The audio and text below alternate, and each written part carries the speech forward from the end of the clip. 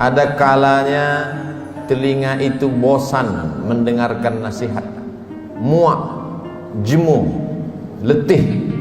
Ada kalanya akal itu tidak lagi bisa diajak untuk berpikir, susah, payah, karena sudah terlalu penuh dengan berbagai macam maklumat, informasi, penderitaan dan kesusahan. Tapi Allah memberikan jalan lain untuk supaya nasihat itu sampai ke dalam hati melalui kisah. Maka kata Allah kepada Nabi Muhammad sallallahu alaihi wasallam, faqsusil qasasa, ceritakanlah kisah-kisah itu, la'allahum yatafakkarun, biarkan mereka berfikir, biarkan mereka merenung sejenak. Selama jantung masih berdetak, selama darah masih mengalir, mereka masih hidup, hati mereka masih bisa diajak untuk berkompromi. Mungkin kalau dinasihati tidak lagi masuk, tersumbat sudah telinga. Mungkin kalau diajak berdiskusi sudah tidak mempan, saking penat dan lelahnya penderitaan. Tapi kisah-kisah masih menyentuh ke dalam hati sanubari manusia, karena nafas masih berhembus, hayat masih berada di kandung badan. Bagi yang lama tidak juga dikaruniai anak, bacalah kisah Ibrahim alaihissalam yang tidak pernah muak dan bosan berdoa, Rabbi habli minas salihin, berilah aku anak yang saleh. Bukan setahun, bukan 2 tahun, 86 tahun lamanya menikah dengan Sarah, tidak juga dikaruniai anak. Menikah dengan Hajar, anak tidak juga datang. Mereka mengatakan istrinya mandul. Mereka katakan takkan mungkin punya anak, karena tulang sudah rapuh, kepala sudah diselimuti uban, mustahil punya anak. Tapi Allah ingin menunjukkan kuasanya. Pagi, petang, siang dan malam dia berdoa, Rabbi habli minas salihin. Akhirnya Allah berikan anak. Bukan cuma istrinya yang muda itu yang melahirkan anak, istri yang dikatakan semua orang mengatakan takkan mungkin punya anak, mustahil punya anak. 13 tahun setelah kelahiran Ismail, Sarah mengandung, lahirlah Ishak. Ketika itu umur Nabi Ibrahim 99 tahun. Allah ingin menunjukkan kuasanya. Innama amruhu idza arada syai'an ayyaqula lahu kun fayakun. Setan berbisik, mengapa dia yang pacaran, dia yang berzina, sekali berhubungan kelamin langsung punya anak? Mengapa dia yang melakukan hubungan tidak halal, tidak ada akad, tidak ada saksi, tidak ada mahar, tidak ada izin orang tua, mengapa begitu mudah?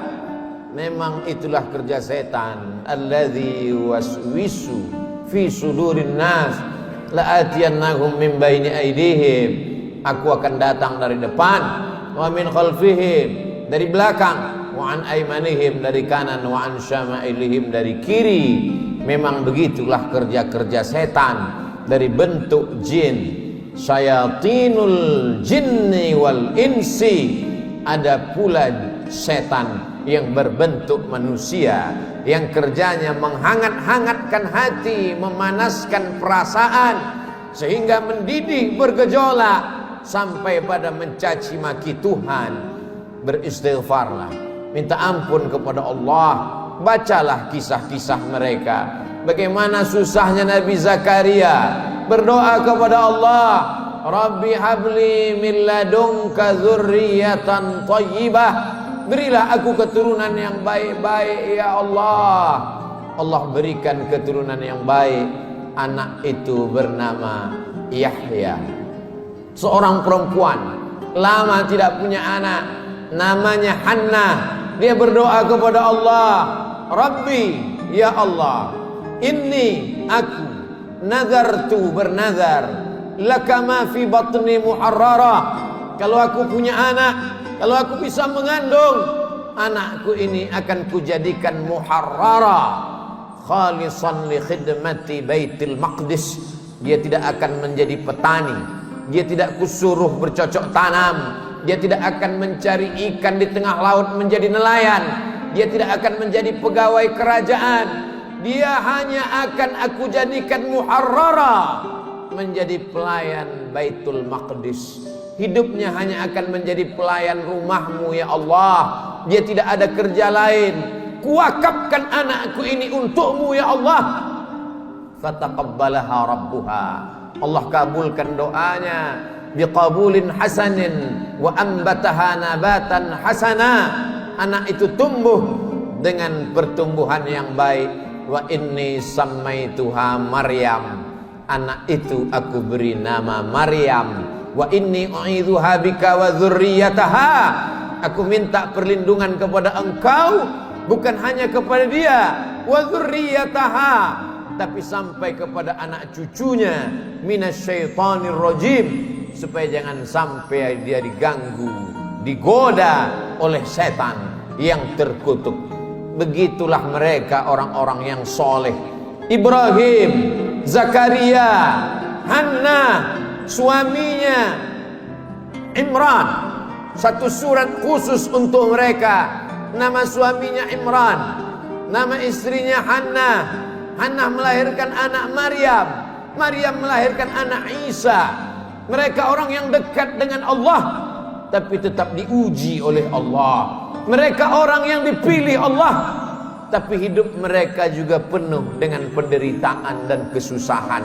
Lalu siapa kita yang baru sekali dua menempelkan kening ke lantai, bermunajat kepada Allah, merasa hidup mesti senang, hidup mesti tenang, hidup mesti kenyang, padahal kita tak layak untuk menenteng sandal alas tapak kaki mereka.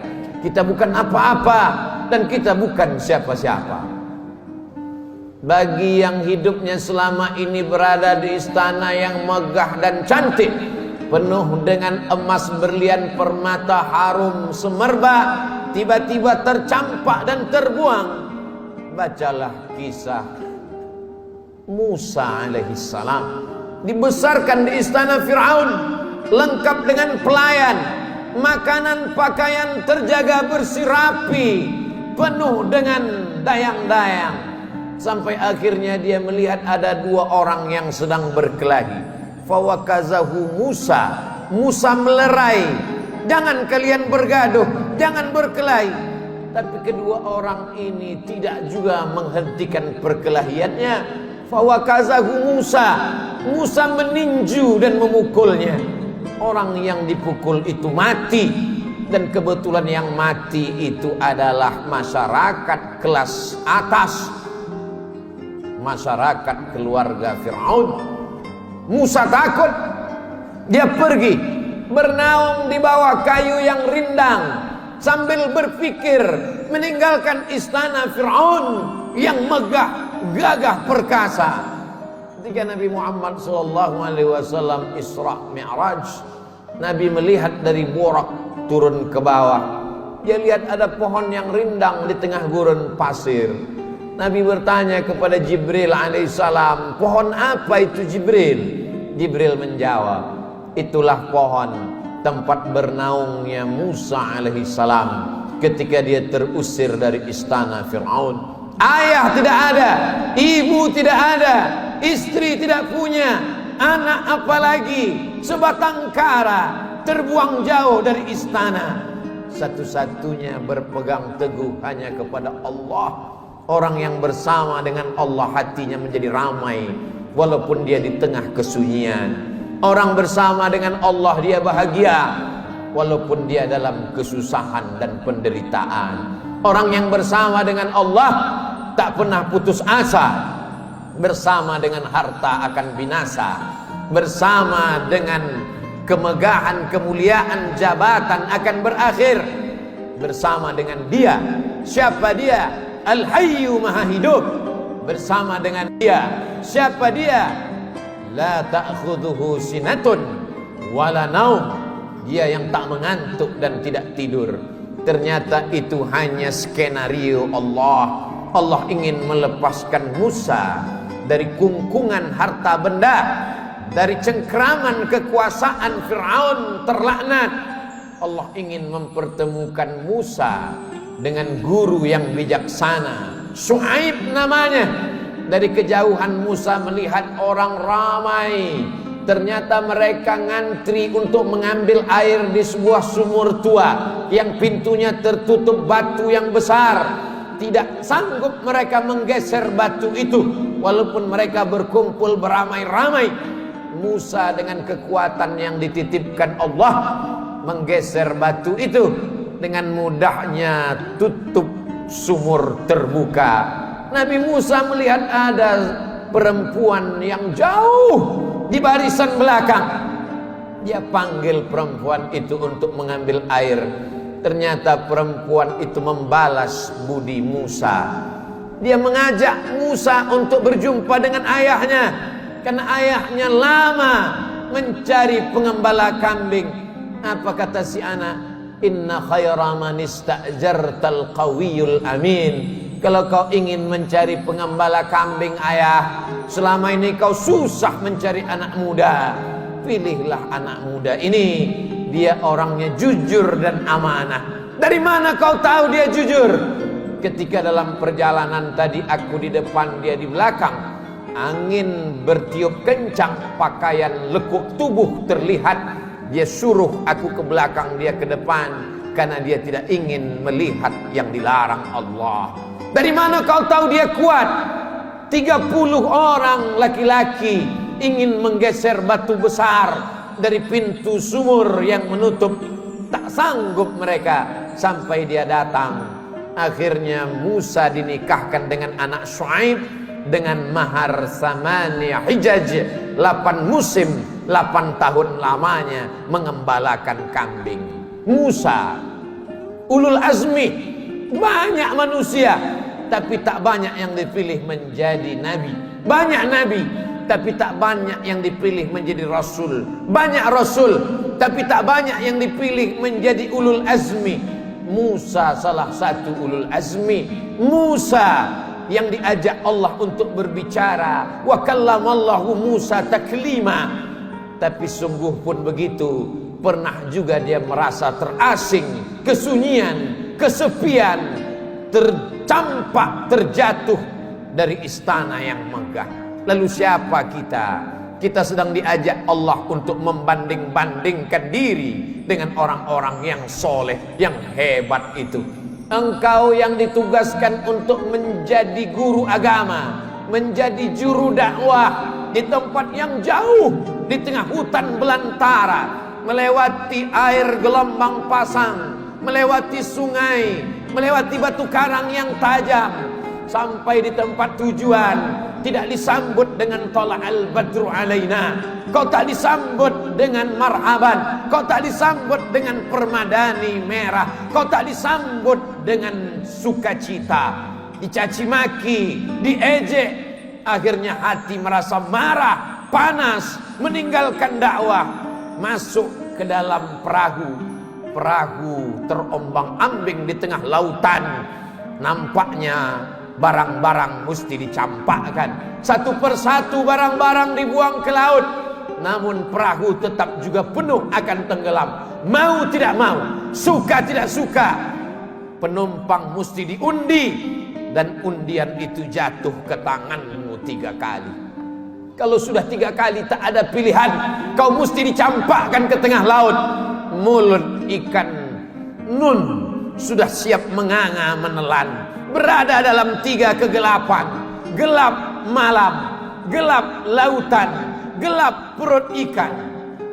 Ada kalanya kita merasakan kegelapan, hutang keliling pinggang, satu pun tak ada yang suka. Kawan menjadi lawan, keluarga menjadi musuh. Apa yang dapat kau ucapkan? Itu yang dirasakan oleh Nabi Yunus alaihi salam. Dia hanya berucap dengan mulutnya, la ilaha illa anta subhanaka inni kuntu minaz zalimin. La ilaha illa anta, tiada Tuhan selain engkau, Subhanaka, maha suci engkau, aku yang kotor, aku yang hitam, aku yang kelam, aku yang bergelimang dosa. Inni kuntu minaz zalimin. Aku sudah zalim, aku sudah aniaya, aku sudah buat dosa. Apa yang dilakukan Allah? Ikan itu memuntahkan isi perutnya. Lalu kemudian Nabi Yunus terdampar di tepi pantai, ditumbuhkan Allah yaktin, labu. Dia makan labu. Hari ini ahli medis, para pakar gizi menganjurkan orang yang sakit untuk memakan buah labu, makanan yang baik untuk penyembuh orang yang dalam keadaan sakit. Ternyata Allah tahu apa yang ada dalam hatimu. Siapakah engkau bila dibandingkan dengan Nabi yang dipilih Allah? Ada kalanya engkau terjatuh, masuk ke dalam lautan. Lautanmu bukan lautan Nabi Yunus, perut ikanmu bukan perut ikan Nabi Yunus, gelapmu bukan gelap Nabi Yunus.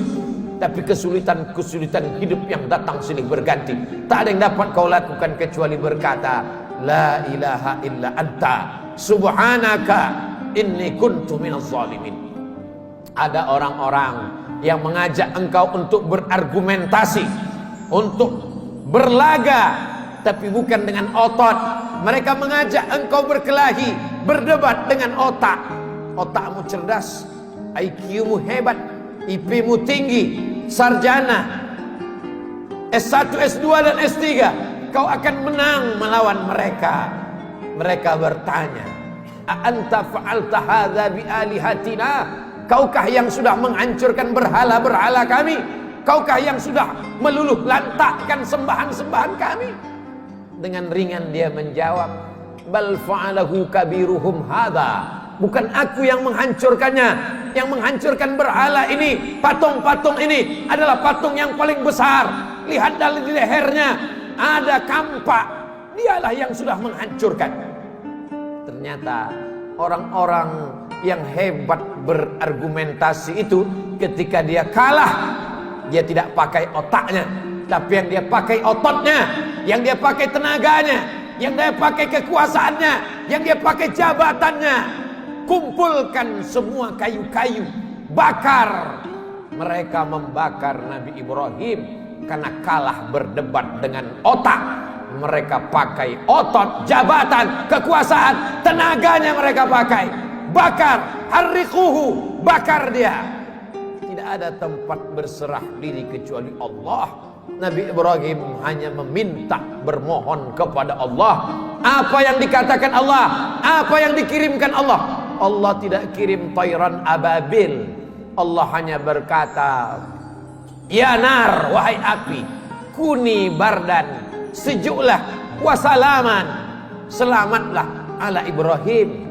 Api itu redup, api itu yang selama ini membakar, menghanguskan, meluluh lantakkan, membinasakan. Tapi kali itu Ibrahim keluar dari api unggun dalam keadaan salaman ala Ibrahim. Selamat untuk Ibrahim. Ibrahim kita ucapkan bukan sekedar pemanis bibir di ujung lidah. Ibrahim kita sebut kama sallaita ala Ibrahim wa ala ali Ibrahim, kama barakta ala Ibrahim wa ala ali Ibrahim. Kalau anakmu mati, ternakmu mati, kebunmu kering kerontang, segala penghasilanmu hilang, tak cukup sampai di situ, penyakit pun datang, orang-orang menjauh. Bacalah kisah Nabi Ayub alaihissalam. Adakah Nabi Ayub berkeluh kesah? Adakah Nabi Ayub berkata, aku ini Nabi, kenapa anakku mati? Aku ini Rasul, kenapa ternakku mati? Kenapa kering kerontang? Dia hanya berkata, Rabbi, ya Allah, anni massaniyad dur. Aku kena penyakit ya Allah. Wa anta arhamur rahimin. Engkau maha penyayang di antara yang sayang. Tidak ada Nabi Ayub berkata sehatkan aku. Nabi Ayub tak minta sembuhkan aku. Dia hanya berkata anni massaniyad dur. Aku kena penyakit ya Allah. Wa anta arhamur rahimin. Engkau maha penyayang di antara yang sayang. Dia malu meminta kepada Allah. Dia malu berkeluh kesah kepada Allah. Dia malu Malu adalah satu cabang dari iman. Malu kepada manusia biasa, malu kepada malaikat biasa. Tapi ini malu berkeluh kesah kepada Allah, malu meminta kepada Allah. Itulah akhlak para nabi. Faqsusil qasasa, ceritakan kisah-kisah itu, la'allahum yatafakkarun. Mudah-mudahan mereka berfikir. Kembali kepada Al-Quran, baca Al-Quran, baca terjemah, baca kisahnya, menyejukkan hati, menenangkan jiwa.